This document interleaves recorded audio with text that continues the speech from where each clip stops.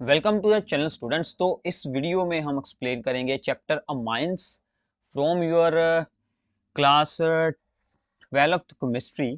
ठीक है, तो टर्म 2 के लिए ये हमारा यहाँ पर होगा लास्ट चैप्टर। तो ऑर्गेनिक केमिस्ट्री में से ये हमारा सेकंड चैप्टर है। ठीक है, तो टर्म 2 के बाकी सभी चैप्टर्स की one shot videos already upload हो चुकी है विद देयर नोट्स। तो आई थिंक कि आप लोगों ने उन सभी वीडियोस को जरूर सुना होगा।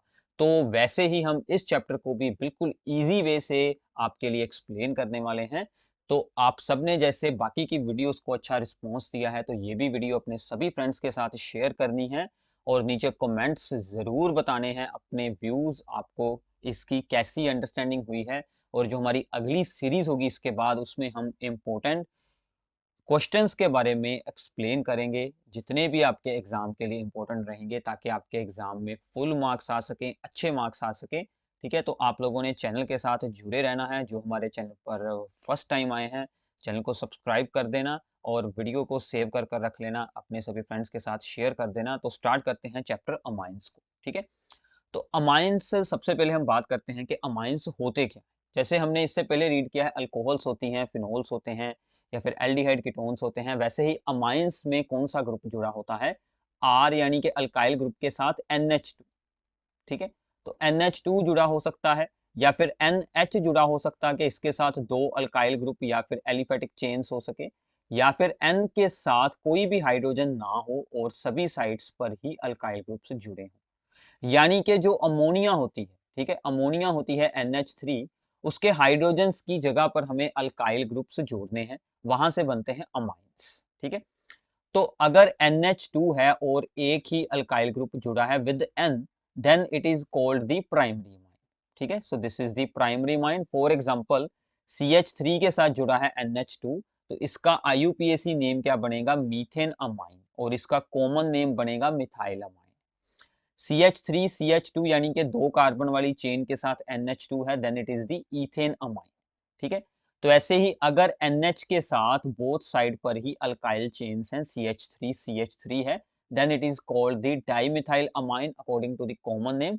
But according to the IUPAC आप लोगों ने क्या करना है, यहाँ से एक चेन को आप लोगों ने यूज कर देना है आपकी प्राइमरी चेन, और N के साथ क्या जुड़ा है यहाँ पर? CH3, सो N पर क्या है? मिथाइल, और बाकी क्या बच गया? एक कार्बन वाला मीथेन अमाइन, सो N मिथाइल मीथेन अमाइन। ऐसे ही ये एग्जांपल है। जो चेन यहाँ पर होगी बड़ी, उसको हमने चूज कर लेना है अपनी parent chain. So this becomes the parent. अब N पर जुड़ी है CH3, सो N मिथाइल और दो कार्बन के लिए ethane amine. So these are the secondary amines के नेम्स कैसे लिखने हैं, क्लियर है? ठीक है, तो ऐसे ही होते हैं हमारे पास थर्ड डिग्री अमाइंस। ठीक है, तो थर्ड डिग्री में N के साथ जुड़े होंगे तीन अल्काइल ग्रुप्स। तो जो सबसे बड़ी चेन होगी उसको हम अज्यूम कर लेंगे पेरेंट चेन। ठीक है, और ये दोनों N N पर जुड़े हैं डाई मिथाइल, और ये बन गया आपका इथेन अमाइन। क्लियर है अभी? ठीक है, तो ऐसे इसकी बहुत सारी IUPAC नेम्स की एग्जांपल्स होती हैं। अगर आप लोगों के पास एक्स्ट्रा टाइम है तो आप लोग बुक से उन्हें जरूर रीड कर लेना। ठीक है, ऐसे ही अगर हम बेंजीन के साथ NH2 ग्रुप जोड़ देते हैं, then it becomes the aniline. ठीक है, अगर बेंजीन के साथ है CH2, उसके साथ है NH2, then it is called the benzyl group. तो बेंजाइल के साथ NH2 है, सो बेंजाइल अमाइन। ठीक है, तो ऐसे अगर NH यानी कि एनिलीन का एक हाइड्रोजन उतारा हमने इससे, उसके साथ CH3 जोड़ दिया, so then it becomes the N methyl aniline. ठीक है, तो ऐसे हम लोग जो एरोमेटिक होते हैं कंपाउंड्स, उनमें भी प्राइमरी सेकेंडरी थर्ड डिग्री बना सकते हैं। ठीक है, तो ये कुछ बेसिक एग्जांपल्स हो गई इनकी। क्लियर है अभी? तो आगे चलते हैं, इनकी रिएक्शंस की बात करते हैं। तो सबसे पहली रिएक्शन है यहाँ पर होफमैन्स अमोनोलाइसिस। ठीक है, ऑफ द अल्काइल हैलाइड्स। मतलब हमने क्या करना है? अल्काइल हैलाइड में क्या ऐड करनी है? अमोनिया ऐड करनी है। ठीक है, क्लियर है? तो क्या होगा सबसे पहले? सो this is the RX and this is the ammonia. ठीक है, तो अमोनिया में से NH2 जो है वो यहाँ पर R के साथ जुड़ जाएगा, तो ये बन जाएगा RNH2 यानी कि प्राइमरी माइन। और इसका एक हाइड्रोजन और इसकी जो यहाँ पर हेलोजन था, वो दोनों बाहर निकल जाएंगे HX की फॉर्म। ठीक है, तो हमने यहाँ पर क्या किया है, या फिर यहाँ पर alkylation of the amines. Amines की हमने अल्काइलेशन की है, मतलब जब ये अमाइन बन गया ना RNH2, हमने फिर से इसमें ऐड कर देना है अल्काइल हैलाइड, ताकि एक और हाइड्रोजन की जगह पर यहाँ पर अल्काइल ग्रुप जुड़ जाए और हमें NH के साथ एक और अल्काइल ग्रुप जुड़ा हुआ देखने को मिले और साथ में HX। ऐसे हम आगे की आगे इसकी रिएक्शन फिर से RX यानी कि अल्काइल हैलाइड के साथ करवा सकते हैं। So this reaction is also called the alkylation of amines with alkyl halides. ठीक है, तो इसको हम यहाँ पर वन स्टेप में रिप्रेजेंट कर सकते हैं। This is the alkyl halide RCl। इसमें अमोनिया ऐड की गई, दैट इज द इथेनोलिक यानी कि अल्कोहलिक मीडियम में हमने अमोनिया ऐड की इसमें, तो Cl की जगह पर NH2 लग जाएगा तो हमारा प्राइमरी इमाइन बन गया। फिर से इसमें अल्काइल हैलाइड ऐड कर दें तो एक हाइड्रोजन रिमूव कर दें और दो अल्काइल ग्रुप जुड़ जाएंगे, ये जो हमने यहाँ पर बनाकर दिखाया था this one. So this one is represented as the R2 हो गए और NH बच गए। फिर से सेम रिएक्शन होगी, अल्काइल हैलाइड इसमें ऐड करेंगे तो एक हाइड्रोजन ये भी रिमूव हो जाएगी, then it becomes the R3N। This is the third degree imine. एक बार और हो सकती है यहाँ पर R4N पॉजिटिव Cl नेगेटिव यानी कि एक आयन बन सकता है। ठीक है, तो नाइट्रोजन के साथ अगर हम 4 अल्काइल ग्रुप से जोड़ते हैं देन उस पर पॉजिटिव चार्ज बन जाएगा। इसके साथ ही उसके साथ फिर क्लोरीन आयन भी जुड़ जाएगा। सो this is the quaternary ammonium salt. ठीक है, तो ऐसे हम इसकी अल्काइलेशन करवाकर यहाँ तक पहुंच सकते हैं। अब इसमें याद क्या रखना है, इंपॉर्टेंट क्या है कि अगर हम एक्सेस ऑफ अमोनिया यूज करते हैं, मतलब हमारे पास दो चीजें हैं, अमोनिया है और अल्काइल हैलाइड है। अगर हम अमोनिया को एक्सेस में रख लेते हैं तो ये जो है हमारा स्टेप नंबर 1 यही ज्यादा अमाउंट में होगा, तो मेन हमें प्राइमरी इमाइन ही यहाँ पर मिलेगा। आगे की रिएक्शन तो फिर ही होगी अगर हम अल्काइल हैलाइड को ज्यादा यूज करेंगे। तो अगर हम अल्काइल हलाइड को एक्सेस में रख लेते हैं तो ये रिएक्शन एंड तक हो जाएगी, तो हमें ये क्वाटनरी साल्ट मिल जाएगा। ठीक है, तो अगर अमोनिया हमने एक्सेस में ली तो प्राइमरी वाला, अगर हमने यहाँ पर अल्काइल हलाइड एक्सेस में लिया तो जो यहाँ पर क्वाटनरी साल्ट बना था वो बन जाएगा। ठीक है, तो ये भी आपसे एग्जाम से पूछा जाता है। ठीक है, तो ये थी हमारी फर्स्ट रिएक्शन। आगे चलते हैं सेकंड रिएक्शन के पास, that is the reduction of the nitro compounds. हमने क्या करना है, नाइट्रो कंपाउंड यानी कि अल्काइल ग्रुप के साथ NO2 जुड़ा हो उसकी रिडक्शन करनी है। अब रिडक्शन करनी है तो क्या क्या यूज कर सकते हैं, हाइड्रोजन विद रेने निकल और द प्लेटिनम। रेने निकल एक स्पेशल टाइप का होता है निकल, वो यूज करेंगे, या फिर प्लेटिनम के साथ हाइड्रोजन। तो क्या होगा, यहाँ से ऑक्सीजन रिमूव कर कर हाइड्रोजन जुड़ जाएंगे तो हमें प्राइमरी अमाइंस मिल जाएंगे। सिमिलरली फॉर द एरोमेटिक अगर होगा, यानी कि बेंजीन के ऊपर जुड़ा है अगर NO2, उसकी भी रिडक्शन होकर यहाँ पर हाइड्रोजन जुड़ जाएगी और हमें NH2 यानी कि एनिलीन मिल जाएगी। ठीक है, अब इसमें हम दो ऑप्शन है, या तो hydrogen in the presence of the Raney nickel या फिर SN in the presence of HCl। SN क्या होता है, SN is an element called tin. ठीक है, ये भी यूज कर सकते हैं। तो एक थर्ड ऑप्शन बनाया हमने। थर्ड ऑप्शन क्या है, थर्ड ऑप्शन है अगर हम एरोमेटिक जो है यानी कि नाइट्रोबेंजीन है उसमें ऐड कर दें लिथियम एल्यूमिनियम हाइड्राइड। आप लोग ऑलरेडी रीड ये बातें कर चुके हैं कि lithium aluminium hydride is a strong reducing agent. वो काफी स्ट्रॉन्ग रिड्यूसिंग एजेंट होता है। वो क्या करता है, वो इससे एनिलीन बनाने की बजाय ऐसी दो रिंग्स को आपस में जोड़कर एजोबेंजीन बना देता है। मतलब पहले तो एनिलीन बनाएगा, फिर उसी दो रिंग्स को जोड़कर वो एजोबेंजीन बना देगा, क्योंकि ये स्ट्रॉन्ग होता है इसलिए। ठीक है, तो अगर आपको एनिलीन या फिर अमाइंस बनाने हैं तो ऊपर वाले ऑप्शन ही यूज करें। अगर आपको ये रिएक्शन पूछी जाए तो आपने ये वाला प्रोडक्ट बनाना है। तो जो नाइट्रो कंपाउंड्स होते हैं उनको ऑब्टेन कैसे किया जाता है, फ्रॉम अल्काइल हैलाइड्स। RX मतलब अल्काइल हैलाइड्स की हम रिएक्शन करवाते हैं विद द AgNO2, तो वहां से हमें मिल जाते हैं नाइट्रो कंपाउंड्स जिनकी की आगे रिडक्शन करवाकर आप लोग अमाइंस बना सकते हैं। क्लियर है, तो आगे चलते हैं थर्ड रिएक्शन पर। तो प्लीज साथ में नोट्स बनाएं, वैसे आपको नोट्स मिल जाएंगे, बट अगर आप लोग खुद सोल्विंग करेंगे तो बहुत सारी एक्स्ट्रा इन्फॉर्मेशन आपके पास होती है, वो सब कुछ आप साथ में ही गेन कर सकते हैं। ठीक है, सो इसी में ही आगे है कि रिडक्शन ऑफ द साइनाइड्स और आइसोसाइनाइड्स और अमाइड्स। अब देखिए, साइनाइड्स मतलब R के साथ जुड़ा है CN, तो आइसोसाइनाइड मतलब R के साथ जुड़ा है NC, और अमाइड्स मतलब RCO के साथ जुड़ा है NH2। ठीक है, तो इन सभी की हमने रिडक्शन करवानी है। सबसे पहले हमने क्या किया, हमने ये आपको बनाना सिखाया कि अल्काइल हलाइड है, RX मतलब अल्काइल हलाइड, इसमें अगर हम ऐड कर दें अल्कोहलिक पोटाशियम साइनाइड, ठीक है, तो ये रिएक्शन हमने अल्काइल हलाइड वाले चैप्टर में की हुई है, तो क्या बन जाएगा, R के साथ CN जुड़ जाएगा, दैट इज दी यहाँ पर अल्काइल साइनाइड बन जाएगा। अब इसमें कोई भी रिड्यूसिंग एजेंट ऐड कर दें, चाहे हो वो लिथियम एल्यूमिनियम हाइड्राइड, चाहे वो hydrogen in the presence of निकल हो, चाहे वो सोडियम इन अल्कोहल हो, तो ये जो यहाँ पर RCN है, सी में कितने बॉन्ड बने होते हैं, दिस वन, तो क्या होगा रिडक्शन के वक्त दो बॉन्ड ब्रेक होकर यहाँ पर दो हाइड्रोजन और उस तरफ भी दो हाइड्रोजन, ठीक है, तो एक ही बॉन्ड यहाँ पर बचेगा, ये दोनों बॉन्ड यहाँ से ब्रेक हो जाएंगे। क्लियर है, तो ऐसे हम बना लेंगे प्राइमरी। तो सिमिलरली अगर हमारे पास अगर हम अल्काइल हलाइड की रिएक्शन करवा लें विद AgCN, तो हमें क्या मिलेंगे, अल्काइल आइसोसाइनाइड्स RNC। तो आइसोसाइनाइड्स की भी रिडक्शन हम सिमिलरली कर सकते हैं।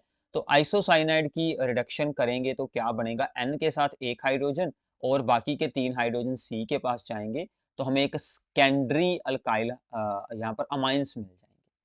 तो अल्काइल साइनाइड से हम सेकेंडरी माइन बना सकते हैं, ठीक है, अल्काइल आइसोसाइनाइड से, सॉरी, ठीक है।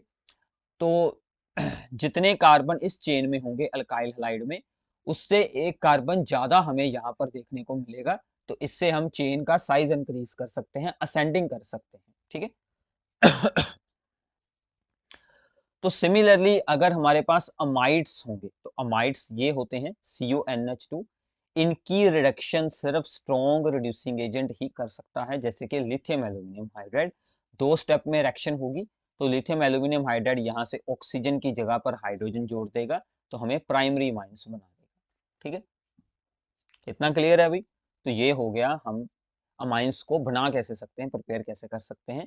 तो आगे चलते हैं अगली रिएक्शन पर। This reaction is very very important, that is the Hofmann bromoamide degradation. नाम से आपको आइडिया होगा, ब्रोमोअमाइड, अमाइड्स यूज करेंगे, ब्रोमीन यूज करेंगे, और डिग्रेडेशन मतलब किसी को छोटा करेंगे, किसी का साइज डिक्रीज करते हैं। तो दिस इज द अमाइड, ठीक है, तो अमाइड की हमने रिएक्शन करवानी है with the bromine in potassium hydroxide, ठीक है, ब्रोमीन इन पोटेशियम हाइड्रोक्साइड इसकी रिएक्शन होगी। तो ये रिएक्शन क्या करती है, ये यहाँ से बीच में ये जो CO है, इसको रिमूव कर देती है, बाहर निकाल देती है, इसीलिए इसको डिग्रेडेशन बोलते हैं, ठीक है। तो चेन का साइज छोटा हो जाता है क्योंकि एक C एटम बाहर निकल गया और अमाइंस बन गए, प्राइमरी अमाइंस, ठीक है, क्लियर है। तो ऐसे ही अगर मान लीजिए हमने इसकी एग्जांपल इसको सोल्व करते हैं, तो यहाँ से ये CO, पहले इसमें दो कार्बन थे, अब यहाँ पर एक ही कार्बन बचे, तो बाहर क्या क्या आएगा, साथ में क्या क्या बनेगा, potassium carbonate and potassium bromide, वो आप लोग यहाँ पर एक्स्ट्रा शो कर सकते हैं खुद। तो ऐसे ही अगर ये है, ठीक है, बेंजामाइड है, तो बेंजामाइड का भी CO रिमूव होकर यहाँ से एनिलीन बन जाएगी, सो दिस इज दी एनिलीन, ठीक है, क्लियर है अभी। तो एक बात आप लोगों को मैं यहाँ पर इंपॉर्टेंट बता रहा हूँ, वो क्या है, ये था हमारा CH3CONH2, this is the amide, ठीक है, दो कार्बन वाला।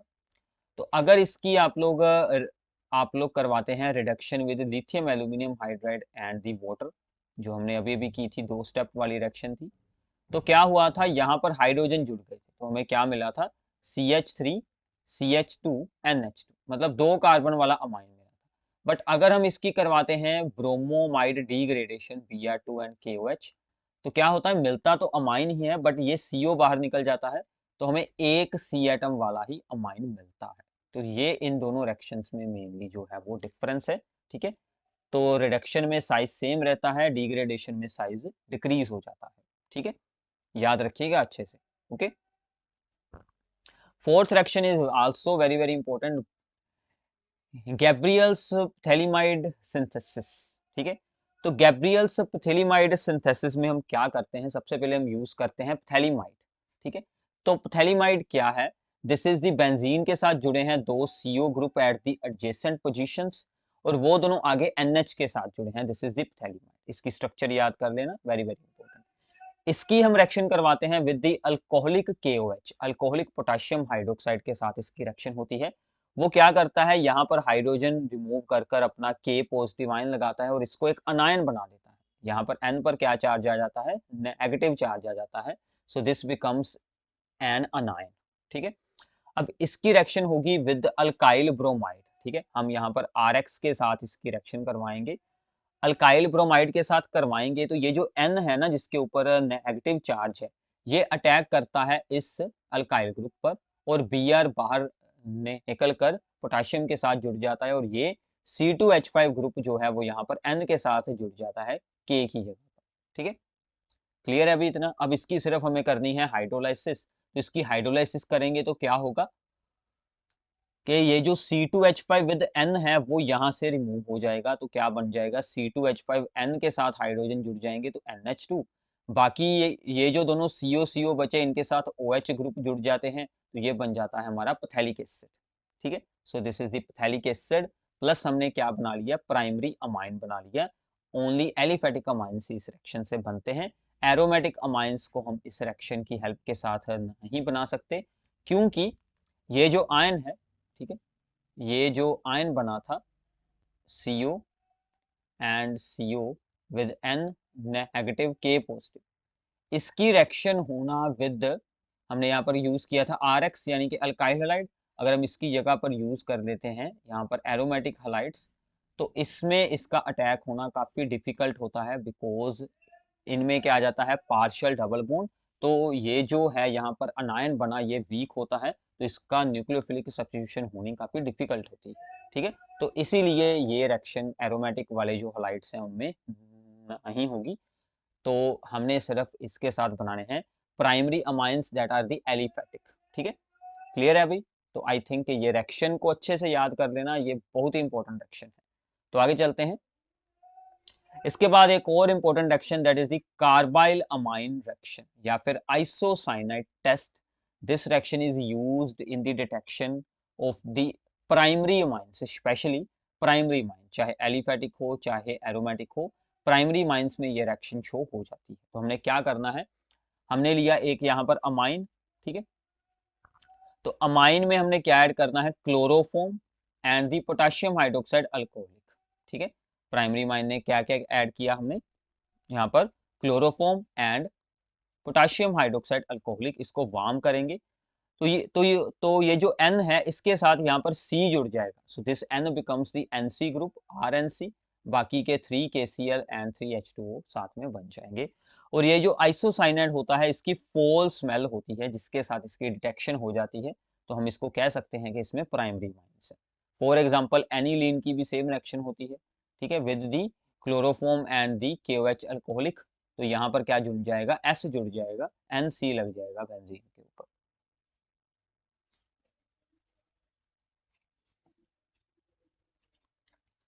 इसके बाद है दैट इज द असाइलेशन। तो आप लोग असाइलेशन पहले भी बहुत बार रीड कर चुके हैं।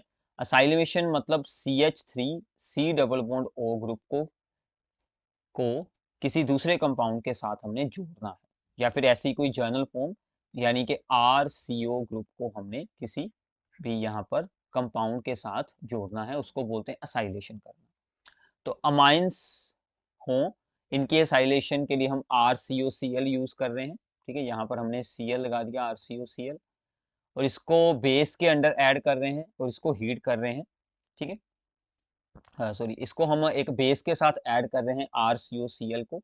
तो वो क्या करेगा, इस जगह से एक हाइड्रोजन हटाएगा RNH, और इसके साथ आकर जुड़ जाएगा COR, Cl भी बाहर निकल जाएगा, तो COR ही ओनली यहाँ पर जुड़ेगा। फॉर एग्जाम्पल एनिलीन की हमने एक रिएक्शन सोल्व कर दी है, तो एनिलीन के NH के साथ जब COCH3 जुड़ जाता है, देन इट बिकम्स द अस्टेनिलाइट, इसका नाम क्या बन जाता है, अस्टेनिलाइट।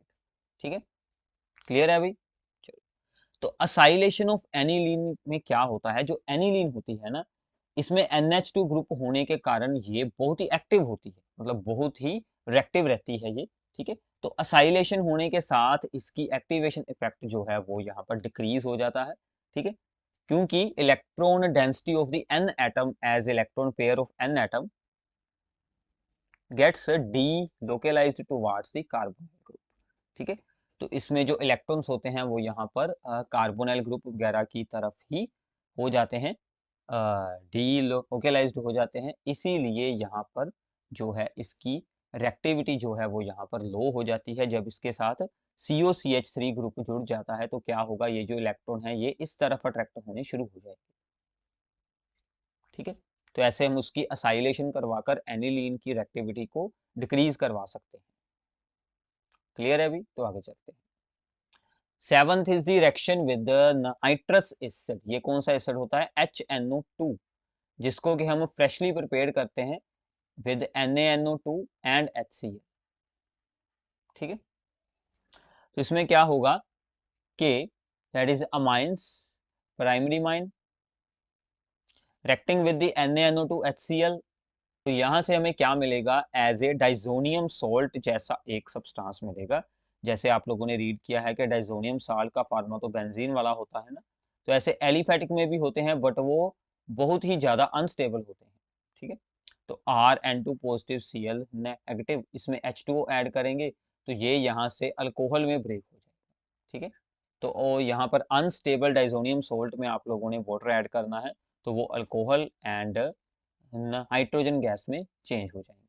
सिमिलरली आप लोग यहाँ पर एरोमेटिक के बारे में याद रख सकते हैं, this is very very important. तो फिर आप लोगों ने एनिलीन में ऐड करना है NaNO2 एंड HCl, ऐड उसको कूल करना है, तो यहाँ पर जुड़ जाएगा, यहाँ पर बन जाएगा डाइजोनियम साल्ट। अब इसको आप लोगों ने हीट कर कर या फिर तो यहाँ पर बन जाएगा डाइजोनियम साल्ट। अगर हम इसको हीट कर दें, अगर हम इसको हीट कर देंगे अबव दी 278 केल्विन, तो ये भी आगे फिनोल बना लेगा। ठीक है, तो इसीलिए हम जब भी डाइजोनियम साल्ट बनाते हैं, हम 0 से 5 डिग्री सेल्सियस का ही रखते हैं, टेम्परेचर काफ़ी लो रखते हैं। ठीक है, क्लियर है? तो ऐसे आप लोगों ने इन रिएक्शंस को अच्छे से याद रखना है।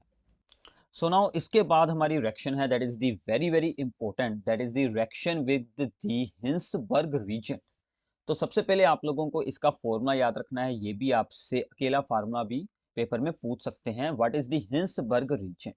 ये होता है बेंजीन सल्फोनाइल क्लोराइड, यानी कि बेंजीन के साथ SO2, उसके साथ जुड़ा होता है क्लोरीन, तो बेंजीन सल्फोनाइल क्लोराइड। इस रिएक्शन को यूज करते हैं for the distinction between the primary, secondary and the third degree amines. ठीक है, तो जैसे कि अगर हम यूज करते हैं primary amine with the, this is the Hinsberg reagent, तो इसके साथ हमने यूज किया that is the primary amine. R के साथ जुड़े हैं है यहाँ पर N, और उसके साथ 2 है हाइड्रोजन, तो एक हाइड्रोजन और यहाँ से क्लोरीन, ये दोनों यहाँ पर HCl की फॉर्म में बाहर निकल जाएंगे और सल्फर का बॉन्ड बन जाएगा N के साथ, तो ये चीज हमें यहाँ पर मिल जाएगी। तो ये जो यहाँ पर बनता है compound, this is soluble in the potassium hydroxide. इसको जब पोटाशियम हाइड्रोक्साइड में डिजोल्व करते हैं तो ये उसमें डिजोल्व हो जाता है। ठीक है, अगर प्राइमरी माइन यूज करेंगे तो हमारा जो बनेगा प्रोडक्ट वो पोटाशियम हाइड्रोक्साइड में सोलूबल बनेगा। अगर इसका आप लोगों को नेम पूछ लिया जाए, तो यहाँ पर N पर जुड़ा है अल्काइल ग्रुप, तो हम यूज करेंगे N alkyl benzene sulphone amide. इसको हमने क्या बना दिया? सल्फोन अमाइड बना दिया, क्योंकि SOO के साथ जो जुड़ा है, यहाँ पर N जुड़ गया है, तो जैसे होते हैं हमारे पास यहाँ पर अमाइड्स होते हैं, तो वही नाम हमने यहाँ पर यूज कर लिया। अगर हम यूज करते हैं यहाँ पर secondary amine, this is the secondary mine.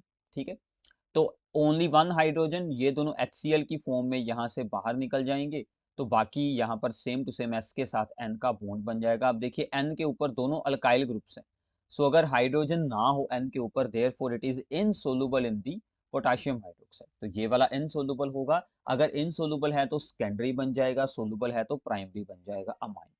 इसका नाम क्या बनेगा? NN dialkyl benzene sulphonamide. Clear है? और थर्ड डिग्री के पास तो कोई हाइड्रोजन ही होगी नहीं, तो थर्ड डिग्री तो कुछ अमाइन इस तरह का होगा। ठीक है, उसके तो सभी तरफ ही अल्काइल ग्रुप्स होंगे, उसके पास कोई हाइड्रोजन नहीं है, तो वो हिंसबर्ग रीजन के साथ रिएक्ट ही नहीं होगा। ठीक है, क्लियर है? तो ये आप लोगों ने रिजल्ट्स को याद रखना है। ओके, तो आगे चलते हैं।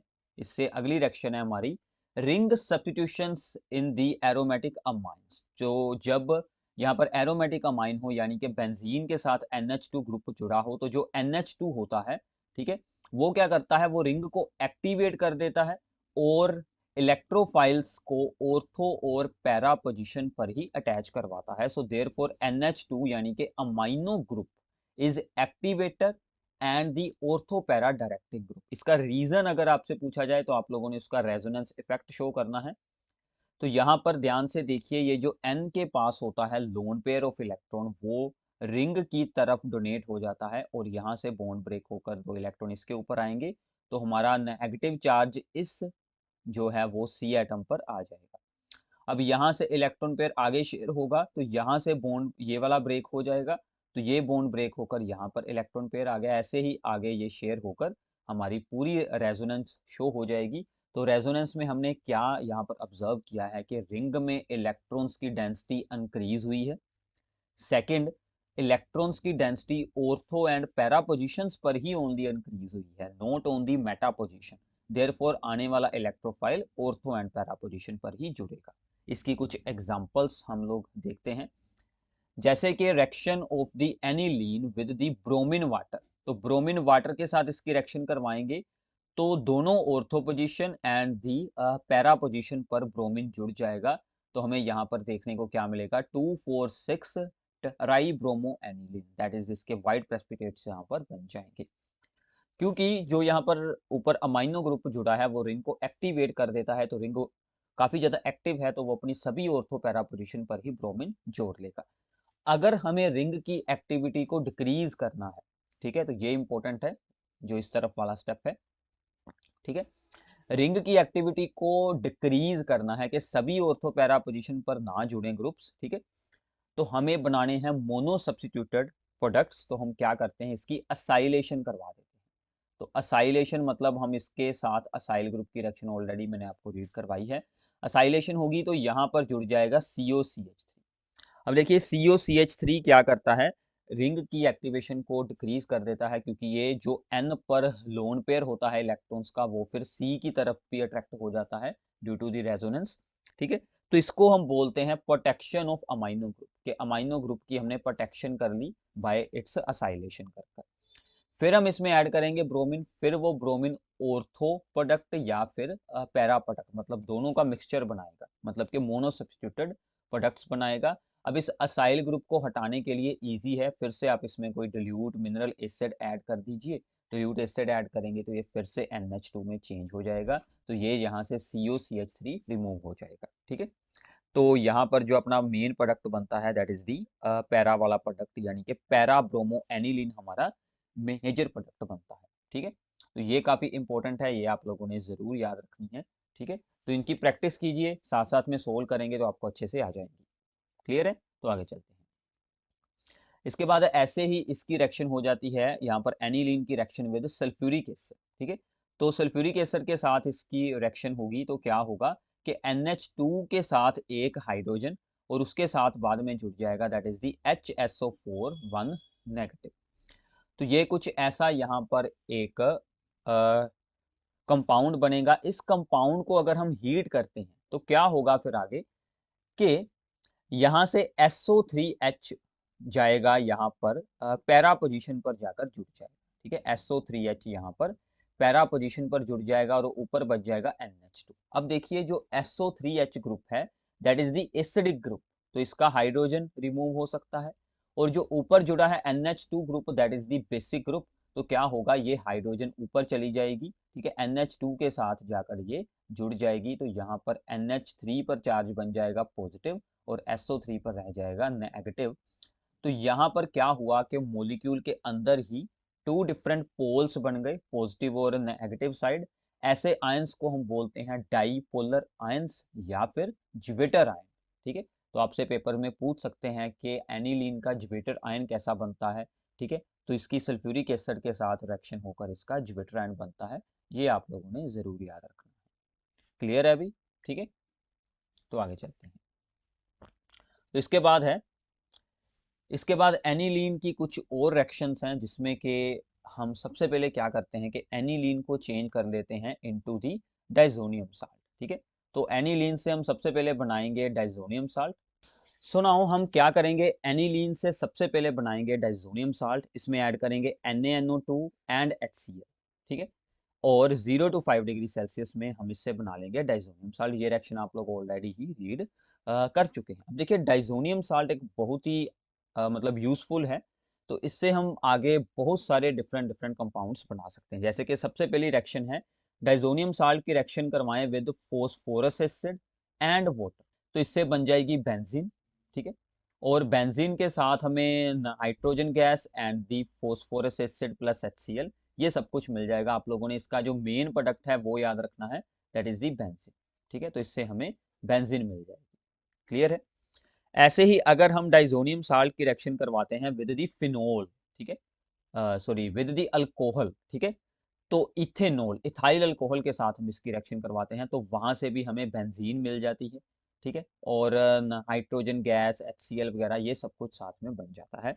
तो मेन हमें बेंजीन अगर बनानी है तो इसकी रिएक्शन फर्स्ट एसिड या फिर आप लोग अल्कोहल के साथ इसकी रिएक्शन करवाएं तो वहां से आप लोगों को क्या मिल जाएगा, that is the simple benzene मिल जाएगी फ्रॉम द डाइजोनियम साल्ट।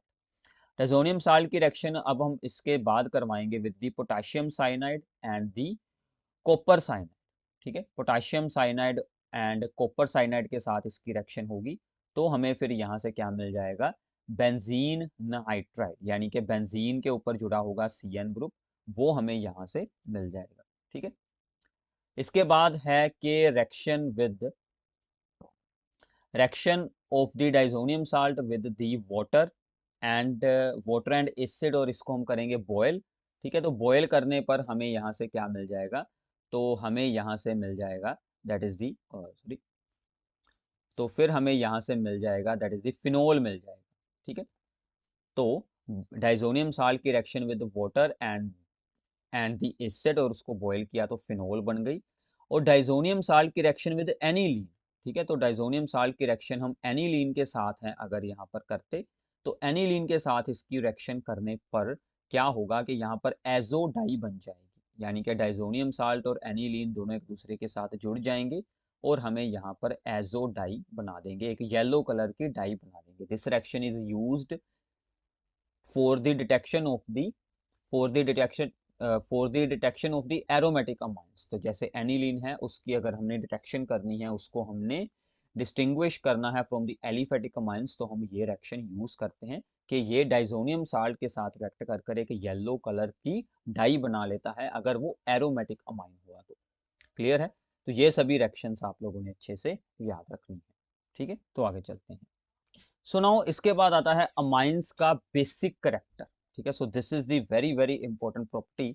तो amines are basic because of the lone pair of electrons present at the nitrogen atom. तो ये होते हैं लुईस पेयर्स जो कि अपना इलेक्ट्रॉन पेयर डोनेट कर सकते हैं जो कि नाइट्रोजन एटम के ऊपर होता है। तो ये रीजन हो गया, ठीक है। तो बेस में क्या होगा कि बेस का डेसोसिएशन कांस्टेंट Kb की वैल्यू जितनी ज्यादा होगी उतना ही वो स्ट्रॉन्ग बेस रहेगा।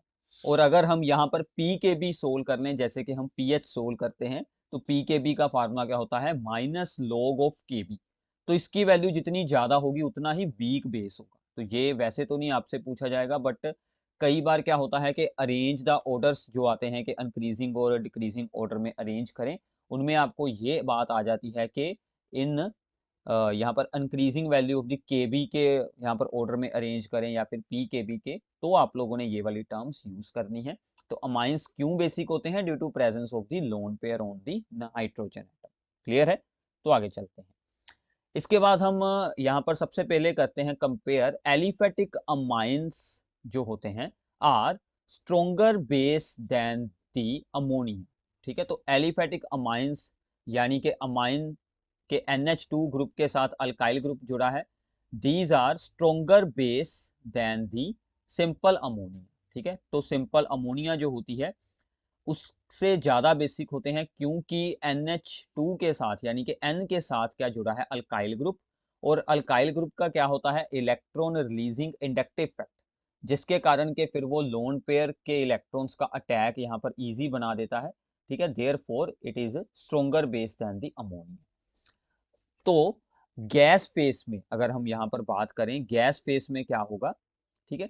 तो गैस फेस में बेसिक स्ट्रेंथ जो है वो कुछ इस तरह से डिक्रीज होगी कि थर्ड डिग्री जो अमाइंस होते हैं वो सबसे स्ट्रॉन्ग होंगे बेस, 2 डिग्री उससे कम और 1 डिग्री सबसे कम। रीजन इसका इलेक्ट्रॉन रिलीजिंग इंडक्टिव इफेक्ट, जितने ज्यादा अल्काइल ग्रुप होंगे, अगर 3 अल्काइल ग्रुप हैं तो सभी का इलेक्ट्रॉन रिलीजिंग इंडक्टिव इफेक्ट यहाँ पर यूज होगा।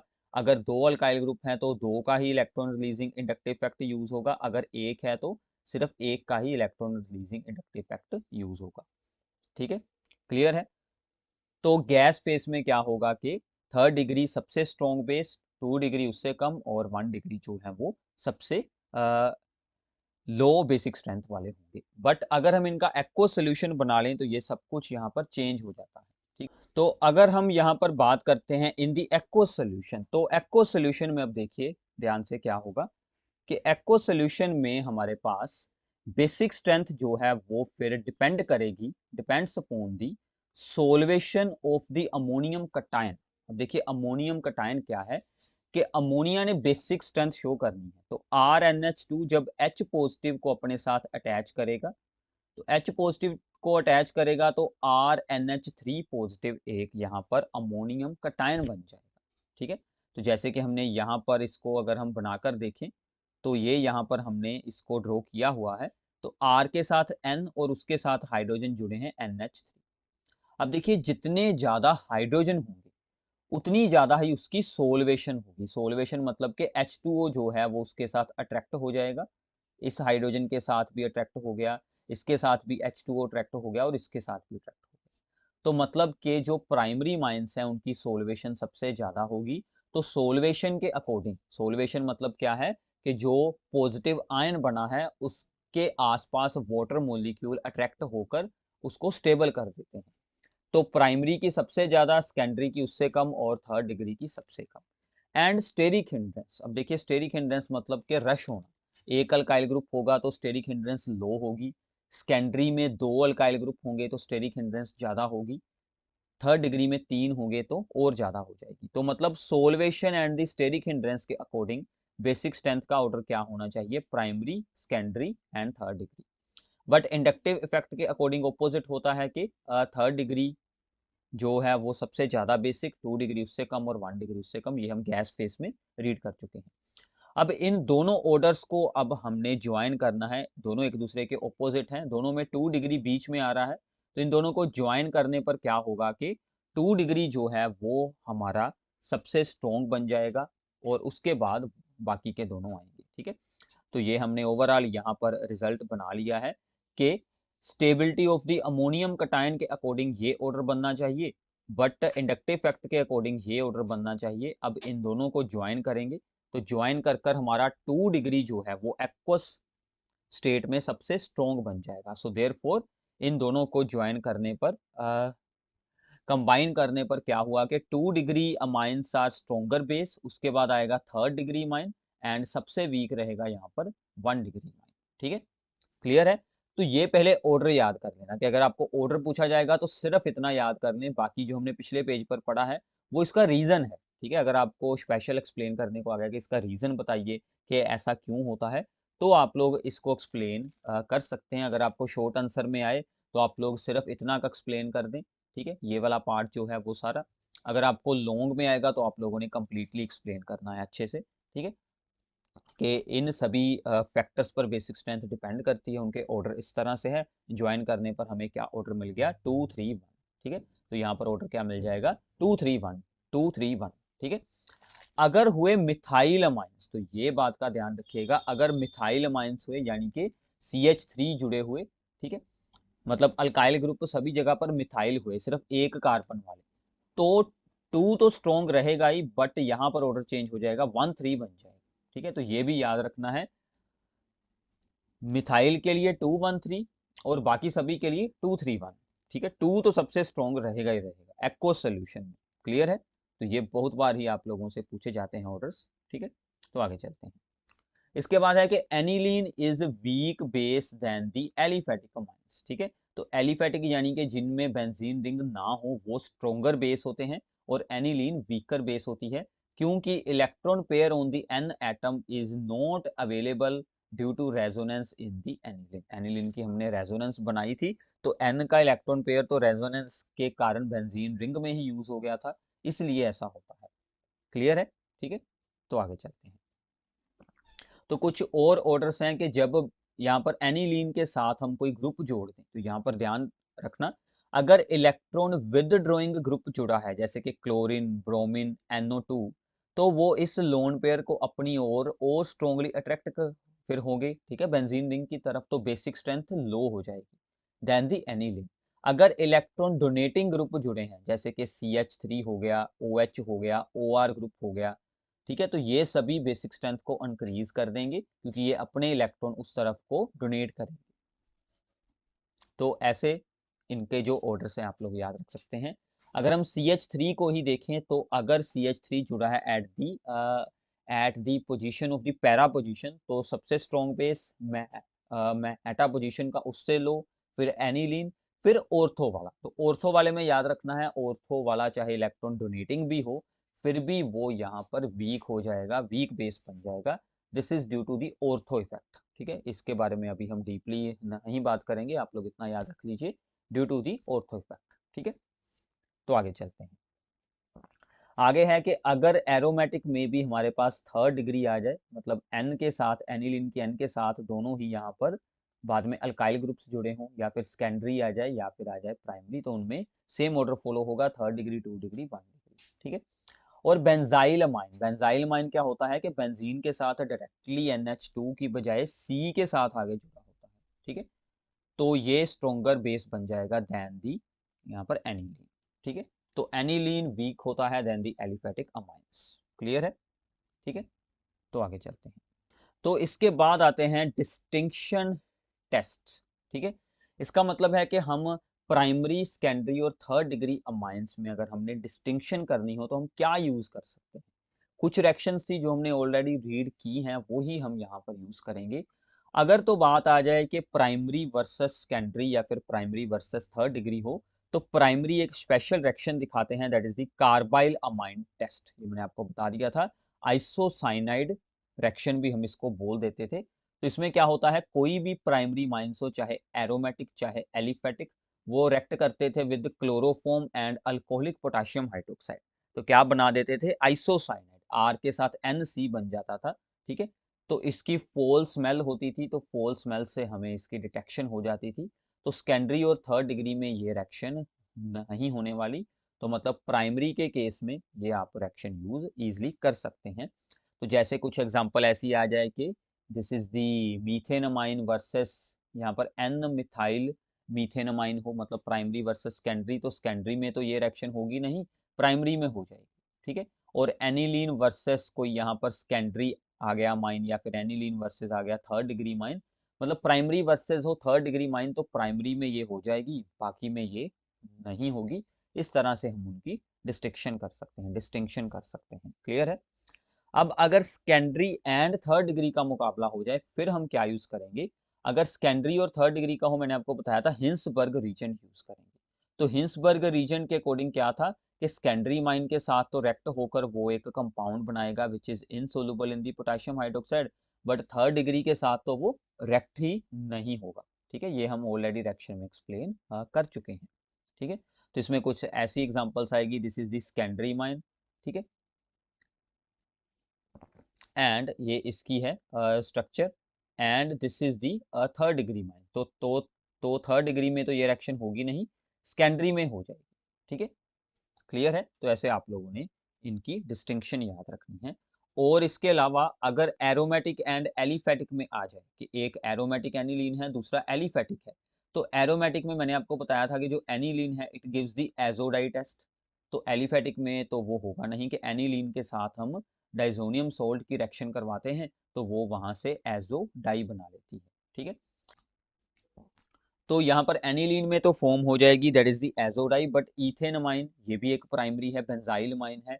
ऐसे जितने भी है जो कि एरोमेटिक नहीं है, मतलब बेंजीन के साथ NH2 डायरेक्टली जुड़ा होना चाहिए फिर ही एजोडाई वो बनाएंगे। अगर वो डायरेक्टली नहीं जुड़ा तो ये रिएक्शन इनमें नहीं होने वाली, ठीक है। तो ऐसे हमने क्या चेक किया कि primary secondary, primary third degree, secondary third degree, और यहाँ पर एलिफेटिक और एरोमेटिक, इनमें आपको डिस्टिंक्शन पूछी जा सकती है। तो ये सभी आप लोगों ने रिएक्शंस को अच्छे से याद कर लेना है। क्लियर है। तो आगे चलते हैं। आगे हैं orders of the boiling point. तो बॉइलिंग पॉइंट्स में क्या होता है कि प्राइमरी माइंस के बॉइलिंग पॉइंट सबसे हाई हैं क्योंकि ज्यादा हाइड्रोजन, तो ज्यादा यहाँ पर हाइड्रोजन बॉन्ड बनेंगे, ठीक है। सेकेंडरी के पास एक हाइड्रोजन होता है और थर्ड डिग्री के पास तो होता ही नहीं, इसलिए जितने ज़्यादा हाइड्रोजन उतनी ज़्यादा ही tendency to form hydrogen bonding होगी, इसी अकॉर्डिंग इनके बॉइलिंग पॉइंट होते हैं।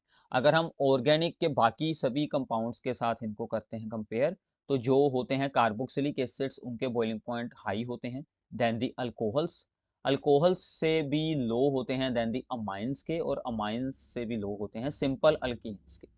तो मतलब अमाइंस के केस में हाइड्रोजन बॉन्ड अल्कोहल से भी वीक बनते हैं, अल्कोहल में कार्बोक्सिलिक एसिड से भी वीक बनते हैं। This is due to the electronegativity difference between the oxygen and the nitrogen atom. ठीक है, क्लियर है भाई? तो ये कुछ ऑर्डर्स थे बॉइलिंग पॉइंट के। आगे है सोलुबिलिटी के ऑर्डर, ये भी बहुत इंपॉर्टेंट है, ये भी आपसे पूछे जाते हैं कि सोलुबिलिटी के केस में क्या है कि सबसे पहले एनिलीन की सोलुबिलिटी लो होती है, क्योंकि सोलुबिलिटी का मतलब क्या है कि इसको वाटर में ऐड करेंगे तो ये वाटर के साथ इंटरेक्ट हो, ठीक है, उसके साथ अट्रैक्शन बनाए। अब क्या है कि अट्रैक्शन तो NH2 ग्रुप ने ही बनानी है, ठीक है। अब इसमें एक बहुत ही बड़ा एक बेंजीन ग्रुप जुड़ चुका है जो कि हाइड्रोफोबिक पार्ट होता है, मतलब वो वाटर के साथ अट्रैक्ट नहीं, रिपेल होता है, तो इसलिए इसकी सोलबिलिटी लो है। उसके बाद आगे सेकेंडरी माइंस की, ठीक है, उससे थोड़ी सी हाई है, और प्राइमरी माइंस की सबसे हाई है, क्योंकि प्राइमरी माइंस ज़्यादा हाइड्रोजन बॉन्ड बना सकते हैं, इसलिए ऐसा होता है, ठीक है। और मोलिकुलर मास भी जितना डिक्रीज होगा उतनी ज़्यादा ही यहाँ पर बन जाएगी सोलबिलिटी। और अमाइंस की सोलबिलिटी अल्कोहल से लो रहेगी, फिर से सेम रीज़न है, अल्कोहल स्ट्रॉन्ग हाइड्रोजन बॉन्ड बनाती है than the amines due to electronegativity difference. ठीक है, क्लियर है अभी? तो आगे चलते हैं। आगे है कुछ रीजनिंग प्रॉब्लम्स आपके लिए, बिल्कुल सिंपल सी प्रॉब्लम है। तो सबसे पहली प्रॉब्लम के aniline does not undergo the Friedel craft reaction. अब देखिए फ्रीडल क्राफ्ट रिएक्शन में हम क्या यूज करते थे, यहाँ पर एनहाइड्रस एल्यूमिनियम क्लोराइड, ठीक है, यही यूज करते थे ना, फ्रीडल क्राफ्ट अल्काइलेशन असाइलेशन। तो एनिलीन तो खुद एक लुईस बेस है और एल्यूमिनियम क्लोराइड एक लुईस एसिड है, तो जब हम इनको रेक्ट करवाएंगे तो जो एल्यूमिनियम क्लोराइड का मेन मकसद क्या होता है कि उसने इलेक्ट्रोफाइल जनरेट कर कर रिंग के साथ जोड़ना होता है, बट उसकी बजाय एल्यूमिनियम क्लोराइड खुद ही एनिलीन के साथ जुड़कर एक अपना सोल्ट बना लेगा। तो जो हमने ऐड किया था इसके बीच यहाँ पर जो हमने ऐड किया था इस रिएक्शन में कैटलिस्ट, वो खुद ही रेक्ट हो गया, तो इसीलिए इसकी फ्रीडल क्राफ्ट रिएक्शंस नहीं हो पाती। ठीक है, क्लियर है, सिंपल सा रीजन है। इसके बाद जो हमारी सेकंड प्रॉब्लम है उसमें उन्होंने हमसे क्या पूछा है कि why aniline gives the Meta nitro aniline यहाँ पर under the strong acidic conditions of the nitration. ठीक है, तो वैसे तो ऑर्थो पैरा प्रोडक्ट बनना होता है एनिलीन के केस में, ठीक है, हमने रेजोनेंस में चेक किया था, बट यहाँ पर कौन सा बना है, मेटा प्रोडक्ट।